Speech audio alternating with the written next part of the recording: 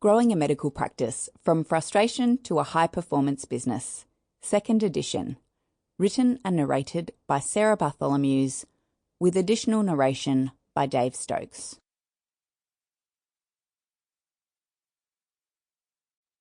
Dedication. This book is for all medical professionals who give up so much for others. Thank you. Why update Growing a Medical Practice? This is the 2nd edition of Growing a Medical Practice, so why update it? It's been 2 years since Growing a Medical Practice was launched at the Hot Doc Drinks at the Business for Doctors conference in the Four Seasons Hotel in Sydney. It was a very special event. So much has happened in the world since that time, which has affected how doctors start up and run their practices, that it felt like time to update this book and also create an audio version of it. I really do love to hear from listeners and readers, so reach out and let me know what you've implemented in your practice from reading the book. Hopefully I can include some of your stories in the 3rd edition of this book. During the course of this audiobook, we make reference to additional resources enhancing or explaining more visually oriented concepts. The resources are available at www.youlegal.com.au/growing resources.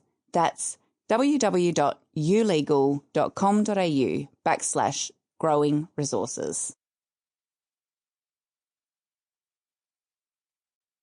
Introduction. It is not the strongest of the species that survives, nor the most intelligent. It is the one most responsive to change.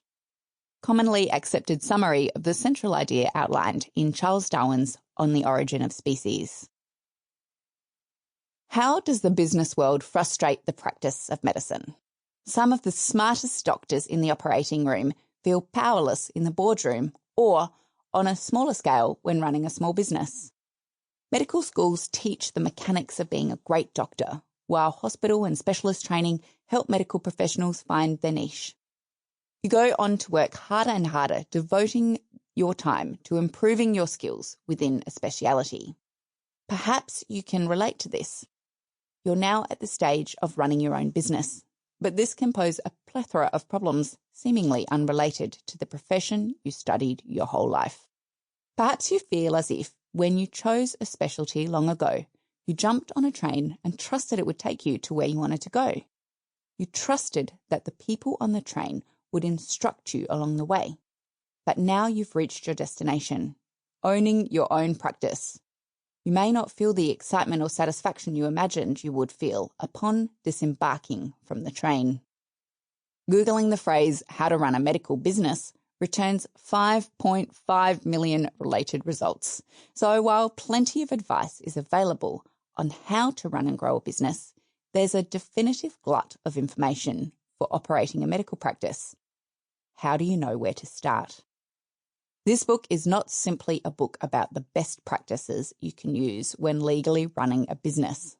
While it does consider issues like reviewing your business structure, employment law, intellectual property, privacy, compliance and contracts, it also considers modern leadership techniques along with providing a glimpse into the future with some ideas about how to examine your medical practice for the best possible outcomes by thinking about technology and innovation in your business, for example.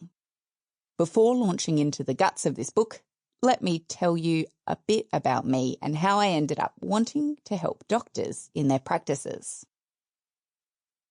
How losing my corporate job transformed my life.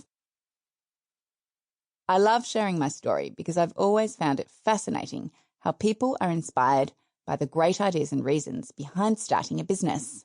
Some start a business because they see a problem they would like to solve. Others have an epiphany while washing the dishes after dinner, and still others classify themselves as accidental entrepreneurs who never saw their business success coming. I believe I fall somewhere in the middle of those three. Back in 2013, when I first started my own firm, there was just one lawyer, me, and one foundation client. A few months earlier, I was standing on the 34th floor of an office building overlooking Sydney Harbour. I was Sample complete. Ready to continue?